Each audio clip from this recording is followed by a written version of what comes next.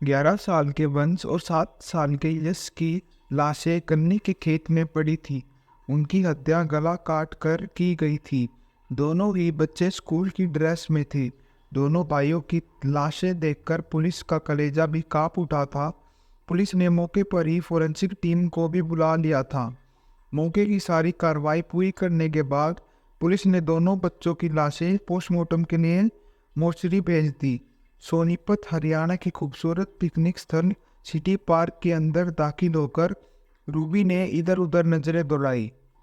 अंदर घास पर और पेड़ों के नीचे अनेक प्रेमी जोड़े सिर से सिर जोड़े बैठे प्रेम मिलाप में मगन दिखाई दिए। उनमें वह नहीं थी जिसके लिए रूबी अपना काम छोड़कर यहाँ आई थी। रूबी का मन उदास हो गया। निराशा उसे घेरती। इससे पहले ही किसी ने उसके पीछे से उसकी आंखों पर हथेलियां रख दी। एक चहकता स्वर रूबी के कानों से टकराया। पहचानो कौन? नितिन। रूबी खुशी से चहक पड़ी। उसने हाथ बढ़ाकर आंखें बंद करने वाले के हाथ पकड़ लिए और उसकी तरफ पलट गई। उसके सामने नितिन खड़ा मुस्कुरा रहा था। वह फूलों के डिजाइन वाली शानदार शर्ट और आसमानी रंग की जीन्स पहने हुए था। पैरों में काले रंग के स्पोर्ट्स शूज थे। आधुनिक कपड़ों में उसकी पर्सनैलिटी बहुत प्रभावित कर रही थी। नितिन को ऊपर से नीचे तक हैरानी से देखते हुए रूबी बोली, आज तो बहुत जच रहे हो। तुम भी तो कयामत बरपा रही हो जान। नितिन ने उसके गाल पर चिकोटी काटते हुए कहा। तुम्हें यहाँ ना देखकर मैं निराश हो गई थी। रूबी ने विषय बदला। कहाँ रह गए थे? यही था, उस पेड़ के पीछे खड़ा तुम्हारी राह देख रहा था। तुम्हें चकाने के लिए पेड़ की ओट में छिप गया था। छिपे क्यों? रूबी ने हैरानी से पूछा। देख रहा था मुझे ना पाकर तुम कितनी बेचैन होती हो। रूबी ने गहरी सांस भरी। नितिन की बाहों को थाम कर वह भावुक स्वर में बोली, मैं तुम्हारे बगैर एक पल भी नहीं रह पाऊंगी नितिन। यह मुझे आज महसूस हुआ। यहाँ तुम नजर नहीं आए तो मेरा दिन तड़प उठा था। मैं यूं उदास हो गई जैसे मेरा अपनी कोई प्यारी चीज गुम गई हो। नितिन ने रूबी को बाहों में ले लिया। मेरा भी हाल तुम्हारे जैसा ही है रूबी। तुम्हें बगैर एक बार देखे मुझे भी कुछ अच्छा नहीं लगता। तुम्हारे लिए मैं बेचैन हो जाता हूँ। तो फिर मुझे हमेशा के लिए अपना क्यों नहीं बना लेते तुम? अपनाऊंगा मेरी जान। इस विषय पर बात करने के लिए मैंने तुम्हें आज काम से नागा पर यहाँ बुलाया है। नितिन थोड़ा गंभीर हो गया। आओ कहीं बैठकर बात करते हैं। रूबी की कमर में हाथ डाले नितिन पार्क में एक पेड़ की तरफ बढ़ गया। उस पेड़ के आसपास कोई जोड़ा नहीं बैठा था। एकदम सन्नाटे भरी जगह थी वो। दोनों पेड़ों से सट कर बैठ गए। तुम मुझे कितना चाहती हो रूबी? नीति ने रूबी की आंखों में झांकते हुए पूछा। अपनी जान से ज्यादा, रूबी तपाक से बोली। लेकिन तुम ऐसा क्यों पूछ रहे हो? तुम शादीशुदा हो ना रूबी? नितिन एकदम गंभीर हो गया। शादीशुदा हूँ नहीं थी नितिन। मैंने अपने पति से 4 साल पहले तलाक ले लिया था। यह बात मैंने तुम्हें उसी वक्त बता दी थी जब तुम प्यार का इजहार करने पहली बार मेरे करीब आए थे। हाँ, तब तुमने यह भी बताया था कि तुम अपनी स्वर्गीय बहन के 2 बच्चे भी पाल रही हो। तब तुमने आज यह सवाल क्यों उठाया है? इसीलिए कि मुझसे शादी करने के बाद फिर से अपना पूर्वपति की ओर झुकाव तो नहीं हो जाएगा? रूबी ने नितिन को घूरा। दारू पीकर आए हो क्या आज? रूबी तिलमिला गई। यदि मुझे ऐसा ही करना होता तो मैं तुम्हारी ओर प्यार भरा हाथ नहीं बढ़ाती। कभी का अपना पूर्वपति की चौखट पर चली जाती। लेकिन मैंने ऐसा नहीं किया। मैंने अपने पति से तलाक लिया है। 4 साल से उससे अलग रह रही हूँ। 4 साल बहुत होते हैं नितिन। मैंने पति को छोड़कर अकेला जीना सीख लिया है। तुम मेरी जिंदगी में आने वाले दूसरे मर्द हो। तुम्हें मैं ना अपना दिल दे दिया है। मैं तुमसे सच्ची मोहब्बत करती हूँ। यदि तुम्हें मुझ पर विश्वास नहीं है तो हम रास्ता बदल सकते हैं। ऐसा मत कहो रूबी। तुम मेरी जान हो, मेरी जिंदगी हो। नितिन का स्वर भीग गया। उसकी आंखों में आंसू आ गए। रास्ता बदलने की बात फिर कभी मत करना, मैं जी नहीं पाऊंगी तुम्हारे बगैर। रूबी ने तेवर ढीले कर दिए। उसने अपनी बाहें फैला दी और नितिन को अपनी ओर खींच लिया। नितिन उसके सीने से बच्चे की तरह सट गया। अब दोनों की ही आंखें बरस गई थी। यह उनके प्यार का सच्चा सबूत हो सकता था। 22 फरवरी 2024 को अच्छी धूप खिली थी। सोनीपत के सिविल लाइंस थाने के एसएचओ सतबीर सिंह कक्ष से बाहर धूप में बैठे अखबार देख रहे थे। तभी एक 30-32 साल की महिला बदमाशी की हालत में वहां आई। एसएचओ सतबीर ने अखबार एक और रख के उस महिला को गौर से देखते हुए पूछा, क्या हुआ? तुम इतनी घबराई हुई क्यों हो? साहब, मेरे बच्चे गुम हो गए हैं। बच्चे? एसएचओ चौंके।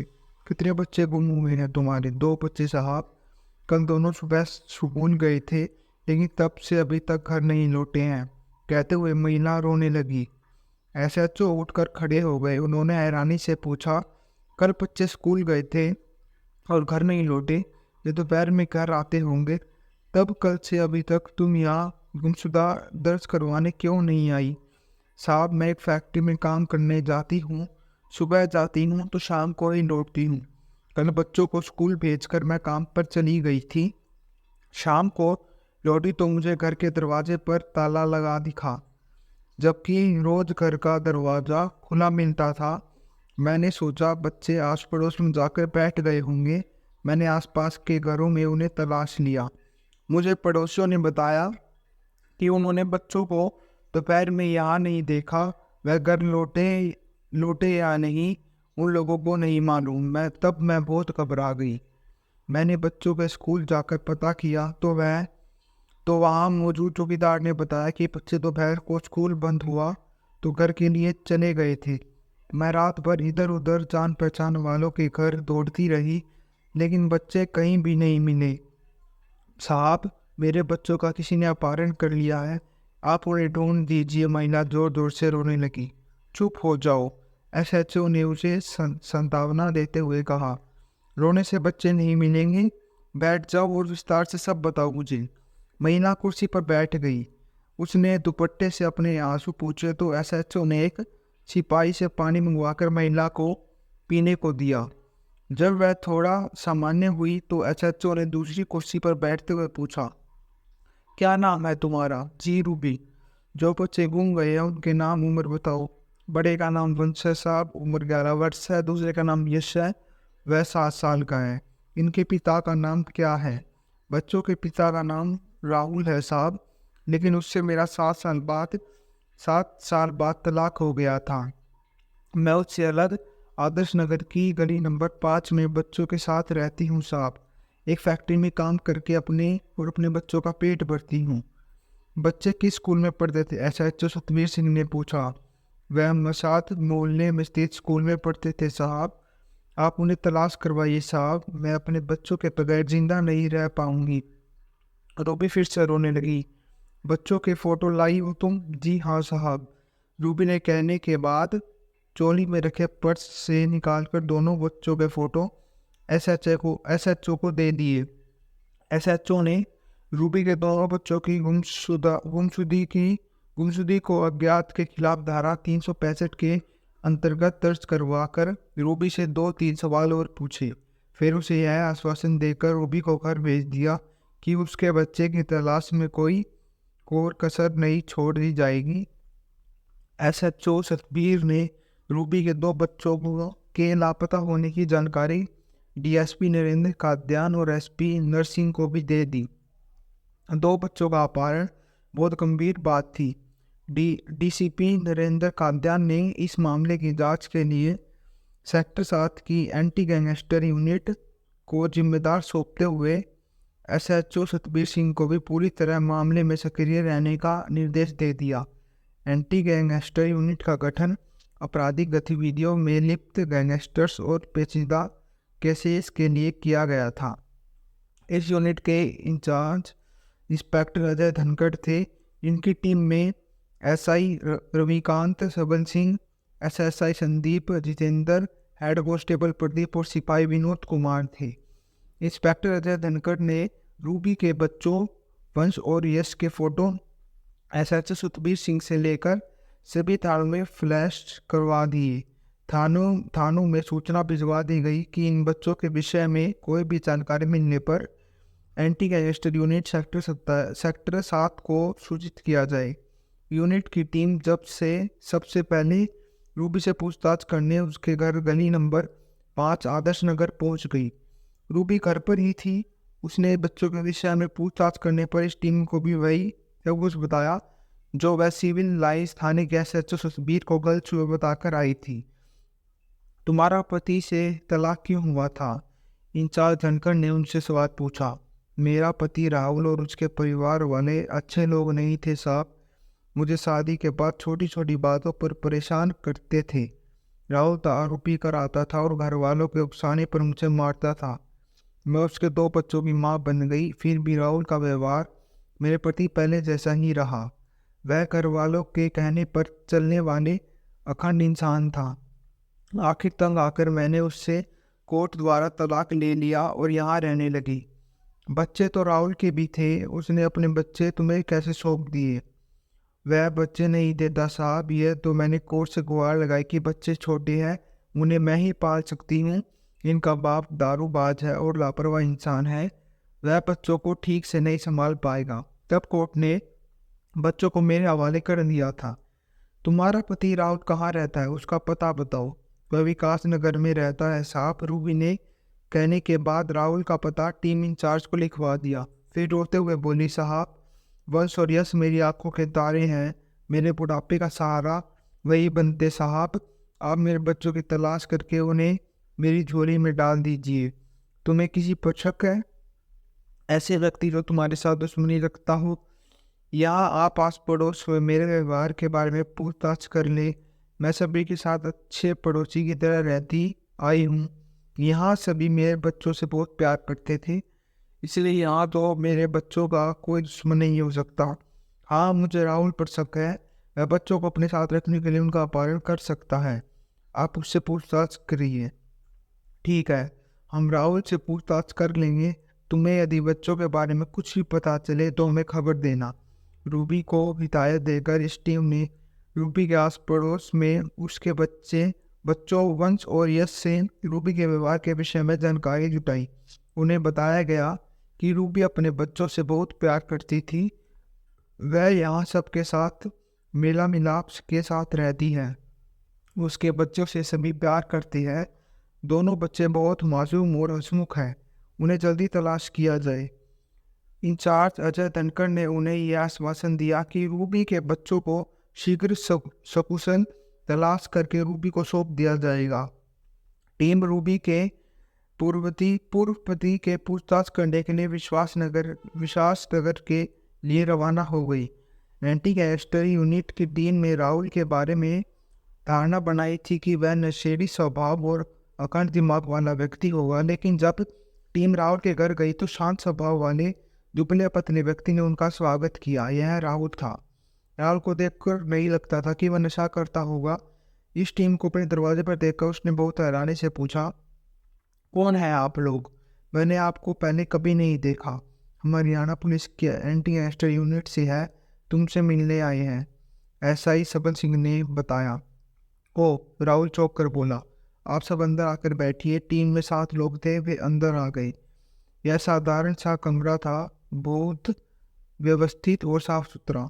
अंदर पलंग और सोफा था। एंटी गैंगस्टर यूनिट के लोग पलंग और सोफे पर बैठ गए। क्या सेवा करूं मैं आप लोगों की? हाथ जोड़कर राहुल ने शिष्टाचार दर्शाते हुए पूछा। ठंडा लोगे या गर्म? हम कुछ देर पहले ही लंच करके तुम्हारे पास आए हैं, इसलिए परेशान मत हो। सामने बैठ जाओ, हमें तुमसे कुछ पूछताछ करनी है। राहुल स्टूल खींचकर उस पर बैठ गया। पूछिए साहब, आप मुझसे क्या पूछना चाहते हैं? राहुल, तुम्हारे बच्चे वंश और यश का 21 फरवरी को किसी ने अपहरण कर लिया है। टीम इंचार्ज अजय धनखड़ ने गंभीर स्वभाव में कहा। तो राहुल कुछ पल के लिए हैरान हो गया। क्या कह रहे हैं साहब?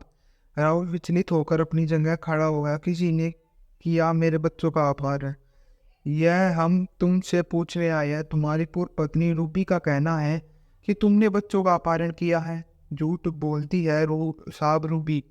भला मैं अपने बच्चों का अपहरण क्यों करूँगा? मेरे तो आंखों के तारे हैं वे साहब। तुम्हारे बच्चे 21 फरवरी को स्कूल गए थे, तभी से वे घर नहीं लौटे हैं। रूबी ने उन्हें हर जगह ढूंढ लिया है। तुम्हें किसी पर शक है? राहुल कुछ देर शांत बैठा, कुछ सोचता रहा, फिर एकदम से बोला, साहब यह काम रूबी ही कर सकती है। बच्चे रूबी ने ही लापता किए हैं। नाम मेरा ले रही है। रूबी बच्चों को अपनी जान से ज्यादा चाहती है। वह अपनों बच्चों को भला क्यों गायब करेगी? उसे अपने प्रेमी से शादी रचानी है साहब। बच्चों को उसने लापता ही नहीं किया होगा। हो सकता है कि उसने बच्चों को आहित भी कर दिया हो। राहुल आक्रोश में आ गया। मैंने तलाक के समय ही कोर्ट से प्रार्थना की थी कि बच्चे मुझे सौंपे जाए। मैं बाप हूँ उनका, लेकिन कोर्ट ने बच्चे उस निर्लज रूबी के हवाले कर दिए। आज अपनी आशिकी में आंधी होकर उसने बच्चों को गायब कर दिया है। राहुल द्वारा बताई गई बात ने सभी को चौंका दिया। यूनिट इंचार्ज अजय धनखड़ ने हैरानी से पूछा, क्या तुम दावे के साथ कह रहे हो कि रूबी का कोई भी आशिक है साहब। मुझसे तलाक लेने के बाद ही रूबी उसके प्रेम जाल में फंस गई थी। उसका नाम पता ठिकाना जानते हो तुम? हाँ, नितिन पुत्र राकेश सिंह साहब। यह बागपत के बरनावा गांव का है। वह सेक्टर 27 कबीरपुर में किराए पर रहता है। यहाँ बढ़ाई का काम करता है। मेरे बच्चों का अपहरण इसी ने ही रूबी के कहने पर किया होगा। तुमने हमें नई जानकारी दी है, हम नितिन को चेक करते हैं। टीम इंचार्ज अजय धनखड़ उठते हुए बोला। वह टीम के साथ बाहर आ गए। राहुल की जानकारी से इस केस में नया मोड़ आ गया था। Anti gangster unit crime branch की टीम को राहुल के बयान से एक नई राह मिल गई थी। वह उसी दिशा में काम कर रही थी। 2 दिन बीत गए थे, लेकिन अभी तक रूबी के लापता हुए दोनों बेटे वंश और यश का कुछ पता नहीं चला था। रूबी 2 दिनों से थाने सिविल लाइन्स के चक्कर लगा रही थी। उसका रो रोकर बुरा हाल हो गया था। एसएचओ सतबीर उसे एक ही बात कहते हैं, धीरज रखो, तुम्हारे बच्चे की खोज जारी है, वह शीघ्र मिल जाएंगे, उन्हें सकुशल हासिल किया जाएगा। इधर एंटी गैंगस्टर यूनिट के एसआई सबल सिंह टीम के साथ उस स्कूल में पहुंच गए थे जहां वंश और यश पढ़ते थे। स्कूल प्रशासन का कहना था 21 फरवरी को दोनों बच्चों को उनकी माँ रोज की तरह स्कूल छोड़ने आई थी। दोनों बच्चे दोपहर में स्कूल की छुट्टी होने तक स्कूल में ही थे, फिर छुट्टी के बाद अपने घर के लिए निकल गए थे। बच्चे स्कूल से अपने घर आदर्श नगर के लिए पैदल ही जाते थे, तो जाहिर सी बात थी कि स्कूल और घर के बीच ही उनका अपहरण किया गया होगा। Anti gangster unit team school के आसपास लगे सीसीटीवी चेक कराना चाहती थी। स्कूल के सामने वाली सड़क पर सीसीटीवी कैमरा था जो मुख्य दरवाजे को कवर कर रहा था। यूनिट टीम ने उस सीसीटीवी कैमरे की फुटेज हासिल करके देखी तो उनके चेहरे खुशी से चमक उठी। 21 फरवरी की फुटेज में वंश और यश स्कूल के मेन गेट से थोड़ा आगे एक बाइक पर बैठते दिखाई दिए गए। बाइक को पकड़कर जो व्यक्ति खड़ा था वह लंबा कद वाला दुबला पतला था। एंटी गैंगस्टर यूनिट वाले उसे उसे उसे उस कैमरे की फुटेज में नहीं पहचान पाए। आगे लगाए और दूसरे कैमरों की फुटेज दिखाई गई तो यूनिट के लोगों की बातें खिल गई। आखिर सीसीटीवी कैमरे की फुटेज में उस बाइक वाले का चेहरा साफ दिखाई दे रहा था। वंश और यश बाइक के पीछे जिस इम्तियाज से बैठे थे उससे लग रहा था कि वह बाइक वाले से अच्छी तरह परिचित है। अनुमान लगाया गया कि यह रूबी का प्रेमी नितिन ही होगा। नितिन को दबोचना जरूरी था क्योंकि बच्चे वही लेकर गया था। एंटी गैंगस्टर यूनिट की टीम प्रभारी अजय धनखड़ के नेतृत्व में सेक्टर 27 के कबीरपुर में पहुंच गई। नितिन का घर ढूंढने में उन्हें ज़्यादा वक्त नहीं लगा। यह यूनिट टीम अभी नितिन के घर पहुंची भी नहीं थी कि घर की छत से कोई भागने के चक्कर में नीचे कूदा। यूनिट की टीम उसकी तरफ दौड़ी, लेकिन वह कूद कर भगाने लायक नहीं रह गया था। उसकी टांग टूट गई थी। दर्द से वह बुरी तरह चीखने लगा था। कौन हो तुम? टीम इंचार्ज अजय धनखड़ ने उसे घूरते हुए पूछा। नितिन, वह दर्द से कराते हुए बोला। एंटी गैंगस्टर यूनिट टीम ने उसे वैन में डाल लिया और सोनीपत के जिला अस्पताल में ले गए। उसे वहाँ उपचार के लिए भर्ती करवा दिया गया। डॉक्टरों को जब मालूम हुआ कि यह व्यक्ति मुजरिम है और साथ में पुलिस की टीम है, तो उसकी टूटी हुई टांग का तुरंत एक्सरे आदि करके प्लास्टर चढ़ा दिया गया। नितिन दर्द सह सके इसके लिए उसे पेन किलर दवा दे दी गई। जब नितिन थोड़ा सामान्य हुआ तो anti gangster unit incharge Ajay Dhankhar ने उसे पूछताछ शुरू की। बगैर भूमिका बांधे उन्होंने नितिन से सवाल किया, नितिन, तुम 21 फरवरी को वंश और यश को स्कूल पास से बाइक पर बिठाकर कहाँ ले गए थे? हम घूमने गए थे साहब, नितिन ने हल्की कराहट के साथ बताया। बच्चे कई दिन से घूमने की जिद कर रहे थे मुझसे। ओ, अजय धनखड़ उसके सफ़ेद झूठ पर मुस्कुराए। घूमने गए थे तो तुमने वापसी में दोनों बच्चों को कहाँ छोड़ा था? बच्चे तो उस दिन घर ही पहुँचे ही नहीं। मैं दोनों को आदर्श नगर में ही छोड़ा था साहब। मुझे नहीं पता फिर बच्चे कहाँ गए। इस बार भी उसने सफ़ेद झूठ बोला था। अजय धनखड़ ने उसके प्लास्टर वाली टांग पर जोर से प्रहार किया तो नितिन दर्द से बिड़बिड़ाकर बुरी तरह चीखा, झूठ बोलोगे तो मैं तुम्हारी टांग दोबारा तोड़ दूंगा। मुझे सच सच बताओ, वंश और यश कहाँ हैं? मैंने उन्हें मार दिया साहब, नितिन ने कराते हुए खुलासा किया। तो एंटी गैंगस्टर यूनिट की टीम के लोग सतर्क रह गए। थोड़ी देर तक सभी सदमे में रहे। टीम इंचार्ज अजय धनखड़ ने चुप्पी तोड़ी। तुमने बच्चों की हत्या कहाँ की थी? साहब, बागपत के पास बागू और नूराजपुर गांव के बीच में बोरीपुर गांव के गन्ने के खेत हैं। मैं दोनों बच्चों को घूमने के बहाने से गन्ने के खेत में ले गया और बारी से उनकी गर्दन दबाकर उन्हें मार दिया है। उनकी लाश गन्ने के खेत में ही छिपा दी थी मैंने, नितिन बोला। एक बात बताओ, तुम और रूबी एक दूसरे से गहरा प्रेम करते थे, फिर तुमको वंश और यश की हत्या करने की क्या सूझी? उन मासूम बच्चों से तुम्हें क्या परेशानी थी? प्रभारी अजय धनखड़ ने पूछा। साहब, वे बच्चे राहुल के थे। रूबी मुझ पर शादी का दबाव डाल रही थी। मैं उसे अपनाने को तैयार था, लेकिन मैं नहीं चाहता था कि मेरी शादी के बंधन में बंध जाने के बाद पिछली शादी की यादें मेरे जिंदगी में लाए। पहले रूबी कहती थी कि बच्चे उसकी स्वर्गवासी बहन के हैं, बाद में मुझे मालूम हुआ कि बच्चे रूबी के ही है। इस बात पर मेरा रूबी से कई बार झगड़ा हुआ, लेकिन रूबी बच्चों को खुद से दूर करने को राजी नहीं हुई। तो मैंने मन ही मन कठोर निर्णय ले लिया कि बच्चों को रास्ते से हटाने के लिए उनकी हत्या कर दूंगा। मैंने यही किया। रूबी के थाने में बच्चों की गुमशुदा लिखवा दी थी। तब मैंने रूबी को बता दिया कि मैं वंश और यश की हत्या कर चुका हूँ। रूबी थोड़ी देर रोई, फिर मेरे प्यार की खातिर वह खामोश हो गई। अब वह मुझसे शादी करना चाहती है। नितिन इतना बताकर चुप हो गया। कैसा खुदगर्ज औरत है ये, माँ के नाम पर कलंक है। टीम इंचार्ज बड़बड़ाए। दोनों बच्चे अभी दुनिया में नहीं रहे थे। उनकी मौत की खबर रूबी को देने पर उसे किसी प्रकार का शक नहीं लगना था, क्योंकि वह पहले से ही यह बात जानती थी। हाँ, इस खबर से यदि किसी को दुख पहुंचता तो रूबी के पूर्व पति राहुल था। उसे बच्चों की हत्या हो जाने की खबर देना आवश्यक थी। यूनिट के प्रभारी अजय धनखड़ ने फोन द्वारा राहुल को फौरन सोनीपत के जिला अस्पताल में आने को कह दिया। उन्होंने टीम के एसएसआई जितेंद्र और हेड कांस्टेबल प्रदीप को रूबी को यहाँ लाने के लिए भेज दिया। इन लोगों को यहाँ यह हिदायत दी गई कि वह रूबी से अभी कुछ ना बताए। करीब आधे घंटे में राहुल जिला अस्पताल आ गया। वह हैरान था कि यानी टीम के इंचार्ज अजय धनखड़ ने उसे अस्पताल में क्यों बुलाया है। उसे अजय धनखड़ बाहर गेट पर ही मिल गए। अजय धनखड़ उसे लेकर उसे कमरे में ले गए जहाँ पर नितिन को रखा गया था। इसे पहचानते हो राहुल? अजय धनखड़ ने नितिन की ओर इशारा करके पूछा। यही तो रूबी के प्रेमी है साहब, राहुल ने हैरानी से कहा। यह यहाँ इस हाल में कैसी हैं? अजय धनखड़ गंभीर हो गए। तुम्हारे बेटों की हत्या की है इसने। हम इसे पकड़ने इसके घर आई है। छत के भागने की इरादे में कूदा तो टांग टूट गई। दोनों बेटों की हत्या हो जाने की बात पर राहुल रो पड़ा।